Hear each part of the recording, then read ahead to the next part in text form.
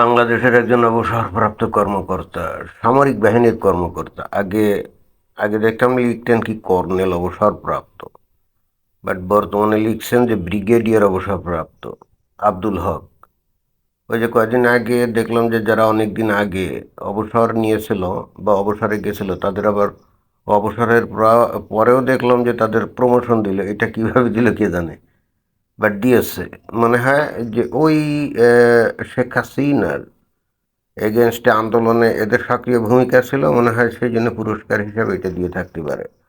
তো যাই হোক, এই আব্দুল হক উনি এইবার জামাত ইসলামের থেকে নির্বাচনে দাঁড়িয়েছিলেন, কিন্তু জিততে পারেননি। কিন্তু সারাক্ষণ এমন এমন মানে কথাবার্তা বলে, খুব উত্তেজনাপূর্ণ কথাবার্তা বলে। কতজন মানুষ শোনে, কতজন মানুষ শোনে না কে জানে, বাট তার উত্তেজনাপূর্ণ কথাবার্তাগুলো ভালো লাগে। একজন খাঁটি দেশপ্রেমিক মনে হয়, এবং প্রচণ্ড রকমভাবে অবশ্যই ভারত বিরোধী হতে হবে, তাই না? বাংলাদেশের একজন খাঁটি দেশপ্রেমিকের প্রথম প্যারামিটারই হলো সে কতখানি ভারতকে ঘৃণা করে, এটাই।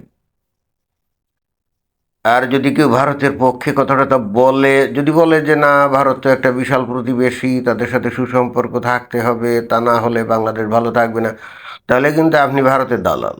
তাহলে কিন্তু আপনি বাংলাদেশকে ভালোবাসেন না। অর্থাৎ জিওপলিটিক্যাল কন্ডিশন যাই হোক না কেন, অন্ধের মতো ভারতকে ঘৃণা করতে হবে, অপছন্দ করতে হবে, এবং সারাক্ষণ ভারতের বিরুদ্ধে কথা বলতে হবে। যদি সেটা সম্ভব হয়, যদি সেটা কেউ করে, তাহলে বাংলাদেশের মধ্যে তার বিপুল জনপ্রিয়তা হবে। এগুলো তো আমরা দেখছি, তাই না? খুব ইন্টারেস্টিং ব্যাপার, এবং খুব শর্টকাট ওয়েতে পপুলার হওয়ার একটা অন্যতম সহজ কৌশল, এবং যেটা এই আব্দুল হক সাহেব উনি করে থাকেন। উনি একটা চমকপ্রদ বক্তব্য বা স্টেটমেন্ট বা বয়ান, যেটাকে আমরা বলি, প্রসব করেছেন। তো সেই বয়ানটা কি? ভারত বাংলাদেশকে গিলে খাওয়ার অবস্থান থেকে এক চুল পরিমাণ নড়েনি, তারা সুযোগ পেলেই সবল মারবে। দেখছেন? তার মানে উনি সারাক্ষণ আতঙ্কের মধ্যে আছে, না জানি কখন ভারত বাংলাদেশকে দখল করে, তাই না? অথচ উনি সেনাবাহিনীতে ছিলেন এবং অবসরে গেছেন, তাহলে বয়স তো কম না। এখন ওনার কথা কি আসলে বাস্তবসম্মত কিনা, সেটা একটু চিন্তা করতে হবে, তাই না?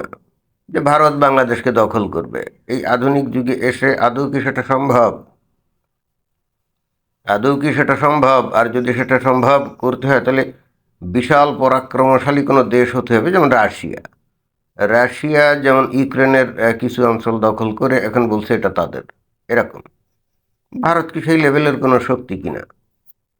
কিন্তু এটার চাইতে আসল রক্ষা কবচ, বাংলাদেশের একটা বিশাল রক্ষা কবচ আছে, যে কারণে ভারতের কোনো দিন বিশাল শক্তি যদি হয়ও, মানে ভারত যদি আমেরিকার মতো বিশাল পরাশক্তি হয়ও, তাহলেও বাংলাদেশ তারা কোনো দিন দখল করা তো দূরের কথা, মানে এগুলো কল্পনাই করবে না। সেটা কি? সেটা হলো বাংলাদেশের মানুষ হলো তৌহিদি জনতা, খাঁটি মমিন মুসলমান। এই মমিন মুসলমানদেরকে এখন ভারত সরকার খুব ভালো করেই চিনে এবং জানে। কারণ এই মমিন মুসলমান যেগুলো ভারতের অভ্যন্তরে বসবাস করে, তারা কী ধরনের আচরণ করে, কী চিন্তাভাবনা করে, ভারত সরকার কিন্তু এগুলো খুব ভালো করে জানে। যেমন উদাহরণস্বরূপ একটা সাম্প্রতিককালের ঘটনা, পশ্চিমবঙ্গে এখন বিজেপি সরকার না, তো তারা ফরমান জারি করেছে কি, প্রত্যেকটা স্কুলে মাদ্রাসায় বন্দে মাতরম গান গাইতে হবে। বন্দে মাতরম গান গাইতে হবে। বাট আমরা কি দেখলাম, ওই মাদ্রাসাগুলোতে যারা নাকি সরকারি অনুদান পায়, বাংলাদেশে যেমন এই যে দাখিল মাদ্রাসা আছে না, যারা সরকারি টাকায় কিন্তু চলে, সরকারি অনুদান পায়, বেতন ভাতা সরকার থেকে আসে, তো পশ্চিমবঙ্গে এরকম কয়েকশো বা হাজার আছে। তারা কিন্তু সরকারি অর্থে বেতন পায়, এবং তারা কিন্তু ওই যে অন্যান্য সাধারণ স্কুলের মতোই সমানে স্টেটাস ভোগ করে এবং টাকা পয়সা পায়। তো এই ধরনের সরকারি সাহায্যে চলা প্রতিষ্ঠানের যে শিক্ষক, ম্যানেজিং কমিটি এবং ছাত্র ছাত্রী যারা আছে, তারা বলছে তারা গাইতে পারবে না। চিন্তা করে দেখছেন, একটা দেশে থাকে, একটা দেশে তারা সুবিধা সুযোগ নিচ্ছে, যার নাগরিক সকল সুবিধা সুযোগ নিচ্ছে, কিন্তু রাষ্ট্রীয় আইন মানতে বাধ্য না, কারণ এটা তাদের ইসলামের সাথে যায় না। এবং এক হুজুর তো ফতোয়া দিল যে বন্দে মাতরম যে গাইবে, সে কিন্তু কী হয়ে যাবে, মুরতাদ হয়ে যাবে, মানে মুসলমান থাকবে না। অন্যান্য ধর্মের লোকজনদের জন্য কিন্তু এটা কোনো সমস্যা না, যারা হিন্দু তাদের জন্য তো একেবারেই কোনো সমস্যা না, যারা খ্রিস্টান, যারা বুদ্ধিস্ট এবং যারা জৈন শিখ তাদের জন্য কিন্তু কোনো সমস্যা না। বাট মুসলমানদের জন্য সমস্যা, কারণ তারা বলতে চাচ্ছে যে বন্দে মাতরম, মাতরম মানে দেশের মাটিকে বন্দনা করব। আমরা তো খালি আল্লাহকে বন্দনা করি, অতএব আমরা এই মাটি মানে মাতাকে আমরা বন্দনা করতে পারবো না। It's against their Islamic rule, Islamic doctrine. একেবারে ঘাড়ি কথা। আমি যে কথা আসলে বলতে চাচ্ছি, এই মুসলমানদেরকে নিয়েই ভারত কিন্তু প্রচণ্ড বিপদে আছে। এবং খালি এই ভারত কেন, সারা পৃথিবীতে যত অমুসলিম দেশ আছে, যেমন পশ্চিমে যত দেশ আছে, প্রত্যেকটা দেশের মধ্যে যে মুসলমানগুলো গেছে তাদেরকে নিয়ে প্রত্যেকটা দেশ কিন্তু প্রচণ্ড রকমভাবে দুশ্চিন্তাগ্রস্ত এবং বিপদগ্রস্ত এবং তটস্থ। এদেরকে কিভাবে হ্যান্ডেল করবে এগুলো কিন্তু তারা খুঁজে পাচ্ছে না, বুঝে পাচ্ছে না। আহ, এরা তো এদেরকে মানুষ হিসাবে আশ্রয় দিছিল, এরা কি ধর্ম পালন করে ওইটা দেখে তো আর আশ্রয় দেয় নাই। এবং আমি নিশ্চিত এরা যদি ওই ধর্ম দেখে বা ধর্মটাকে জেনে, অর্থাৎ ইসলামটাকে জেনে যদি ভালো করে তারা চিন্তা ভাবনা করতো, তাহলে এদেরকে কিন্তু ওই ওই সমস্ত দেশে ঢুকতে দিত না। কিন্তু এখন আস্তে আস্তে তারা বুঝতে পারছে যে কাদেরকে তারা ঢুকতে দিল। এমন লোকদেরকে যারা তারা ঢুকতে দিয়েছে যারা নাকি ওই দেশের ভ্যালুস, ওই দেশের প্রিন্সিপাল, ওই দেশের আইন কানুনকে কেয়ার করে না। তারা যে আদর্শ দিয়ে তাদের দেশকে ধ্বংস করেছে এবং তারপর ভালো যাপনের আশায় তারা পশ্চিমা দেশে গেছে, ওখানে গিয়ে সেই আদর্শ যেটা দিয়ে তার দেশকে ধ্বংস করেছে সেটাই ওখানে প্রতিষ্ঠার চেষ্টা করে। ইদানিংকালে পশ্চিমা দেশগুলো এটা বুঝতে পেরে আস্তে আস্তে তাদের এই ধর্মীয় নানার, ইসলাম ধর্মকে এখনও বাতিল করে নাই, বাট কিছু কিছু রীতিনীতিকে বাতিল করেছে, যেমন এই যে হিজাব, বোরখা, নিকাব, তাই না? ফ্রান্সে তো ওই উগ্রবাদী মতবাদ প্রচার করার অভিযোগ তুলে কত 20-22টা মসজিদও সম্ভবত সাময়িকভাবে বন্ধ করছে, মানে ওয়ান আফটার অ্যানাদার করে যাচ্ছে। অর্থাৎ মুসলমানরা তাদের ধর্মের কোনো বিষয় নিয়ে ন্যূনতম কোনো কিন্তু কম্প্রোমাইজ করে না। এবং মুসলমানের কাছে তার ধর্মটাই হলো একেবারে টপ প্রায়োরিটি, বাকিগুলো অন্য। এতগুলো কথা বলার উদ্দেশ্যটা কি? এতগুলো কথা বলার উদ্দেশ্য হলো, বাংলাদেশে তো 91 to 92% হলো মুসলমান, এবং সবাই কিন্তু এরকম প্রচণ্ড রকমভাবে ধর্মান্ধ। এবং তাদের সংখ্যা কত? অলমোস্ট 16-17 কোটি। ঠিক এই কারণে বাংলাদেশের মমিন মুসলমানরা যদি কোনো প্ল্যান করে, চিন্তাও করে যে তারা ভারতের সাথে যোগ দিতে চায়, মিস্টার আব্দুল হক সাহেব, আপনাকে আমি বলতে চাই, তারপরেও ভারত বাংলাদেশকে ভারতের সাথে নিবে না। আপনি কি বুঝতে পারছেন? আপনি যে কথাবার্তাগুলো বলেন, মানে এত সস্তা জনপ্রিয়তা পাওয়ার জন্য বলে আপনি হয়তো একটু পপুলার হলেন, পরিচিত হলেন, বাট এটাতে বাংলাদেশের বিশাল ক্ষতি করছেন। এটা কিন্তু বাংলাদেশের বিশাল ক্ষতি করছেন। হয়তো ভারতের কোনো ইচ্ছা নাই বাংলাদেশের ক্ষতি করবে, কারণ ভারত চিন্তা করে যে বাংলাদেশের এগেনস্টে কোনো কিছু করতে গেলে বাংলাদেশও তো ছাড়বে না। বাংলাদেশে তখন ওই যে ওই সেভেন সিস্টার্স অঞ্চলের যে বিদ্রোহী আছে তাদের হয়তো ঘাঁটি করতে দিবে, বা বাংলাদেশে উগ্রপন্থী লোকজনদেরকে ট্রেনিং দিয়ে ভারতে পাঠাবে, গিয়ে সেখানে সন্ত্রাসী আক্রমণ করবে। এই সমস্ত কারণে নিরাপত্তা ইস্যুতে ভারত কখনোই বাংলাদেশকে ঘাটাতে যায় না।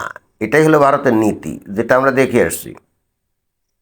অথচ আপনি সেখানে বলতে চাচ্ছেন যে বাংলাদেশকে তারা দখল করবে। মাথা খারাপ।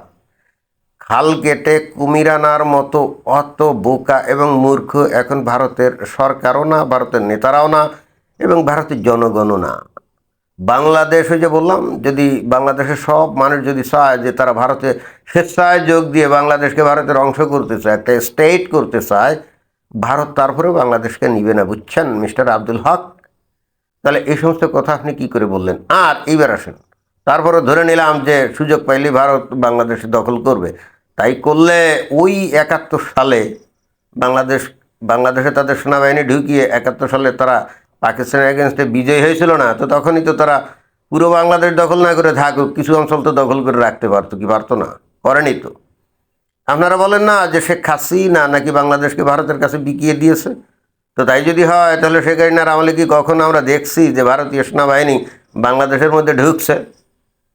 ঢোকে নাই তো, ঢোকে নাই তো। বরং আপনারা যে সমস্ত কথাবার্তা বলেন বাংলাদেশ থেকে খালি নাকি ভারত নিয়ে গেছে, অথচ আমরা তো দেখলাম যে না, উল্টে বাংলাদেশি ভারত থেকে নানা সুযোগ সুবিধা নিত, তাদের বন্দর ব্যবহার করে বাংলাদেশের পণ্য বাইরে পাঠাতো, বাংলাদেশের পণ্য ভারতের ভূমি ব্যবহার করে শ্রীলঙ্কা এবং ওই নেপাল এবং ভুটানে মাল পাঠাতো, এবং সেটা তো এখনও পাঠায়, তাই না? বাংলাদেশকে এই যে ভারত তাদের ভূমি ব্যবহার করে ওই আদানি গ্রুপ বিদ্যুৎ উৎপাদন করে বাংলাদেশে দেয় কি দেয় না? দেয় তো। তারপরে মানে বাংলাদেশের লোকজন যাতে কোনো ঝামেলা করতে না পারে, বাংলাদেশ যাতে সেভেন সিস্টার্সের বিদ্রোহীদের আশ্রয় টাশ্রয় না দেয়, বস্তুত এই কারণেই ভারত সর্বদাই বাংলাদেশের প্রতি সদয় থাকতো, বাংলাদেশের নানা সুবিধা সুযোগের জন্য ব্যাপারে কিন্তু সদয় থাকতো। এই যে বর্তমানে বাংলাদেশ আর ভারতের মধ্যে সম্পর্ক তো বলা যায় তলানিতে, তাই না, এই অন্তর্বর্তীকালীন সরকারের আমল থেকে। তারপরেও ভারত কি কখনো বাংলাদেশের চাল ডাল তেল নুন তারপরে ডিজেল এগুলো পাঠানো বন্ধ করছে? বাংলাদেশে ওই সমস্ত পণ্য না পাঠালে ভারতের কি যায় আসে? ভারতের কি যায় আসে? কিছুই যায় আসে না। বাংলাদেশের সাথে ভারত কয় টাকার ব্যবসা করে? আপনারা গাল ভরে বলা বলি করেন কি বাংলাদেশের মার্কেট যদি ভারতের না থাকতো ভারতের অর্থনীতি ধ্বংস হয়ে যেত, আর অথচ ভারত তার বৈদেশিক বাণিজ্যের মাত্র 1.5 থেকে 2% বাংলাদেশের সাথে করে। এই পরিসংখ্যানটা তো মানুষকে জানান না। 100 টাকার ব্যবসা যদি ভারত বৈদেশিক করে, তার মধ্যে মাত্রই হার্ডলি মানে অ্যাট বেস্ট 2 টাকা বাংলাদেশের সাথে ব্যবসা করে। তো 100 টাকার থেকে যদি 2 টাকা তার আউট হয়ে যায়, থাকে তো 98 টাকা। তো কেউ মনে করে যে তার একটা টাকাও খরচ হয়ে গেল বা চলে গেল? অথচ এই স্ট্যাটিস্টিক্যাল ডেটা এটা গোপন করে আপনারা প্রতিনিয়ত বলেন যে বাংলাদেশের বাজার যদি ভারতের কাছে না থাকতো ভারতের অর্থনীতি ধ্বংস হয়ে যেত, তাই না? এই যে আপনারা বলেন যে বাংলাদেশের লোকজন ওই চিকিৎসার জন্য যায় বা বেড়াতে যায় বলে ভারতের অর্থনীতি নাকি অনেক ভালো করে। তো গত 2 বছর ধরে তো বাংলাদেশের লোকজনদেরকে ভিসাও দেয় না, যাইতেও দেয় না ঠিক মতো, ওই সীমিত অল্প কিছু দিছিল। তো তাতে কি ভারতের অর্থনীতি ধ্বংস হয়ে গেছে? কিছুই হয় নাই। অথচ আপনারা তো এই সমস্ত কথাবার্তা বলেন।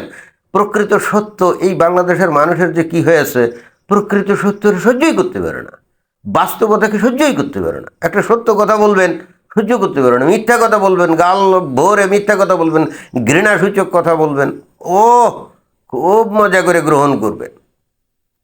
এই মিস্টার আব্দুল হক এখন বলছে যে ভারত নাকি বাংলাদেশকে চান্স পাইলেই গিলে খাবে। মোটেও না, এটা কোশ্চিনকালেও না। বাংলাদেশের রক্ষা কবচ ছিল বাংলাদেশের মানুষ মুসলমান। বাংলাদেশের মানুষ মুসলমান নয়, হিন্দু টিন্দু যদি হতো বা বুদ্ধিস্ট হতো, ওই যে যেমন ওই সিকিমের মানুষ এরকম ছিল, ভারত কিন্তু তাকে দখল করে নিয়েছে এবং কোনো সমস্যা কিন্তু হয় নাই। সিকিমের মানুষও এখন ভারতের অংশ হয়ে তারা দিব্যে বিশাল একটা দেশের পাসপোর্ট নিয়ে সারা পৃথিবীতে এখানে ওখানে ঘোরে, ইজ্জতমান পায়, সম্মান পায়। পক্ষান্তরে বাংলাদেশ আস্তে আস্তে বাংলাদেশের পাসপোর্টের মান তলানিতে ঠেকছে। এখন অলিখিতভাবে বাংলাদেশ কিন্তু একটা নিষিদ্ধ দেশ। হ্যাঁ, বাংলাদেশের মানুষ কিন্তু এখন ভিসা পায় না। পশ্চিমা দেশগুলোর এম্বাসিতে যাবেন, ভিসা দিবে না। আপনি যতই লাট ব্যারিস্টার হন না কেন, ভিসা দিবে না। আগে এই থাইল্যান্ড, মালয়েশিয়া, ইন্দোনেশিয়া, তারপরে ভিয়েতনাম, কম্বোডিয়া খুব ইজিলি ভিসা দিত। বাংলাদেশের মানুষও কিন্তু অনেক ঘুরতে টুরতে যেত। এখন কিন্তু দেয় না। এবং ভারতও এখন অনেক কড়াকড়ি করছে ভিসার ব্যাপারে, তাই না? তো Bangladesh is already A restricted country and it's out of other it's actually out of other countries. এটা কি পাবলিক বোঝে? বাংলাদেশের পাবলিক বোঝে? মিস্টার আব্দুল হক বোঝে? মিস্টার আব্দুল হক বলছেন যে ভারতকে বাদ দিয়ে পাকিস্তানের সাথে ব্যবসা করো। তো এটা তো আমি বুঝলাম না যে পাকিস্তানের এমন কী আছে যা বাংলাদেশে আনতে হবে। অতি সামান্য কিছু জিনিস আছে, হয়তো বাসমতি চাউল, এইটাই আনতে পারে, এছাড়া আর কি আছে? মানে পাকিস্তান বাংলাদেশকে কি দিতে পারে? কিছুই তো দিতে পারে না। আর যা কিছু হয়তো দিতে পারে, যেমন তুলা বা এই ধরনের কিছু জিনিস যেগুলো গার্মেন্টস পণ্যে লাগে, তো এর সাইতে অনেক সস্তা এবং দ্রুত তো ভারত থেকেই আমদানি করা যায়। তাহলে ব্যবসা বাণিজ্য তো মানুষ লাভের জন্য করে, তাই না? যেখান থেকে সস্তা এবং দ্রুতভাবে মানুষ তো সেখান থেকেই আনবে। এখানে সে কোন ধর্মের, সে আস্তিক না নাস্তিক এগুলো দেখে না। ব্যবসা বাণিজ্যের রীতিনীতি তো ধর্মীয় রীতিনীতি মানে না। কে কোন ধর্মের এটা দেখে তো কেউ ব্যবসা বাণিজ্য করে না, কি করে? কিন্তু মিস্টার আব্দুল হক কিন্তু এই ধরনের একটা কথা বললো, দেখলাম যে বললো একটা ভিডিওতে, বললো যে বাংলাদেশ কি করতে হবে, ভারতকে বাদ দিয়ে পাকিস্তানের সাথে ব্যবসা করতে হবে। কি অদ্ভুত কথা। এবং আমি কিন্তু বিস্মিত হই, বাংলাদেশের সেনাবাহিনীতে কর্মরত ছিল, তাই না? খালি আব্দুল হক না, যতগুলো সেনাবাহিনীর লোকজন এই যে এই অবসরপ্রাপ্ত সবই দেখি প্রচণ্ড রকমভাবে ভারতের বিরুদ্ধে তারা বিষোদ্গার করে। আমি জানি না আসলে ভারত কী করছে। এবং এই জন্য কিন্তু আমি মাঝে মাঝে বলি, এদের মূল সমস্যা হলো ধর্ম, আর কিচ্ছু না। ভারত তো বেসিক্যালি বাংলাদেশকে কিছুই করে নেই। ভারত বাংলাদেশে কিছুই করে নেই, আমরাও তো দেখছি। ওরা যেমন দেখে আমরাও তো দেখি যে বাংলাদেশে কি করে না করে ভারত। আমরা তো বাস্তবে দেখি ভারত ভারত বাংলাদেশে কি করছে না করছে তার থেকে তো বাংলাদেশ ভারতের থেকে অনেক বেশি সহযোগিতা পায়। আজকে বাংলাদেশের যে গার্মেন্টস ইন্ডাস্ট্রি, যেটা নাকি বৈদেশিক মুদ্রা অর্জনের সবচেয়ে বড় একটা হাতিয়ার বা অবলম্বন, একেবারে মোর দেন 90% দাঁড়িয়ে আছে ভারতের সাথে ব্যবসা বাণিজ্যের উপরে। ভারত থেকে ওই যে তুলা আনে, ভারত থেকে রং আনে, সব কিছুই তো ভারত থেকে আনে। আজকে ভারত যদি বলে যে দত্তর তো বাংলাদেশের গোষ্ঠী গেলায় ওদের দেবো না, তো বাংলাদেশ কি করবে? ওই বাইরে বিদেশ অন্য জায়গা থেকে তুলে এনে ব্যবসা করবে, তখন দাম পড়ে যাবে বেশি, তখন আন্তর্জাতিক মার্কেটে কম্পিটিশনে তো বাংলাদেশ টিকতে পারবে না, টিকতে পারবে না। আব্দুল হক কি এটা জানে? ওরা কেন জানার দরকার কি? এরা তো ধর্মীয় আবেশে কথা বলে। এখানে বাস্তবতা যাই হোক না কেন, তাতে কি যায় আসে? দরকার না খেয়ে থাকবো। যাই হোক, কি আর বলি, এই সমস্ত লোকজন যে দেদার সেই সমস্ত কথাবার্তা বলে বাংলাদেশকে দিন দিন এই যে ভারতের কাছে বিশ্বস্ততা হারাচ্ছে। অতঃপর ভারত তো এইবার বাংলাদেশকে কি হাতে না মেরে হাতে মারার চেষ্টা করবে, তাই না? এই যে গঙ্গার পানি, তিস্তার পানি সহ আরও কত নদীর পানি ভারতের মধ্যে দিয়ে বাংলাদেশে ঢোকে। এখন বাংলাদেশ যদি প্রতিনিয়ত এইভাবে খুঁচিয়ে খুঁচিয়ে ভারতের বিরুদ্ধে বিষোদ্গার করতে থাকে, আর উপরে উপরে সরকার হয়তো মিষ্টি মিষ্টি কথা বললো, তাহলেও ভারত তো এতদিন বুঝে গেছে যে বাংলাদেশের পাবলিক কী জিনিস এবং বাংলাদেশের পাবলিক আসলে ভারতের ব্যাপারে কি ধারণা করে, তাই না? তো তাহলে তারা হাতে না মেরে ভাতে মারার চেষ্টা করতেই পারে, এবং আমার ধারণা সেটা করবে। ভারত হয়তো মিলিটারিলি বাংলাদেশের মধ্যে ইন্টারভেন করে নাই, করবেও না কোনো দিন, কিন্তু ভাতে মারতে বাংলাদেশ ছাড়বে আমার তো মনে হয় না। এত কিছুর পরেও দেখেন যে বাংলাদেশ যখন এখন এই যে তেল পাচ্ছে না, জ্বালানি পাচ্ছে না, তারপরেও ভারত কিন্তু বাংলাদেশ যাতে বিপদে না পড়ে, অর্থাৎ সুন্দর সম্পর্ক বজায় রাখার জন্য হাজার হাজার টন ডিজেল বাংলাদেশে পাঠাচ্ছে, তাই না? তো এই ব্যাপারে আব্দুল হক তো কিছু বলে না যে ভারত থেকে ডিজেল আমদানি করা যাবে না। বলে ভারত থেকে চাউল আমদানি করা যাবে না, ভারত থেকে তুলা আমদানি করা যাবে না, ভারত থেকে ওই পেঁয়াজ আমদানি করে না। দেখবেন যে এই লোকগুলো এই সমস্ত কথা একটাও বলে না, একটাও। দেখবেন এই যত লোক বলে যে ভারত বয়কট, ভারত বয়কটে বলার পরের দিনই দেখা যায় ভারত থেকে বিপুল পরিমাণে মনে করেন যে পেঁয়াজ আসলো, মরিচ আসলো, চাউল আসলো বা ডিজেল আসলো, তখন কিন্তু এরা একটা কথাও বলে না। তো এইগুলো বলার পরে বাংলাদেশের মানুষ তো অন্য দেশের কাছে ফাউল সাজে ছাড়া আর তো কিছু না। অর্থাৎ বাংলাদেশের মানুষের কোনো আত্মমর্যাদা নাই, তাদের কোনো আত্মসম্মান নাই। বিষয়টা কি এরকমই প্রমাণিত হয় না?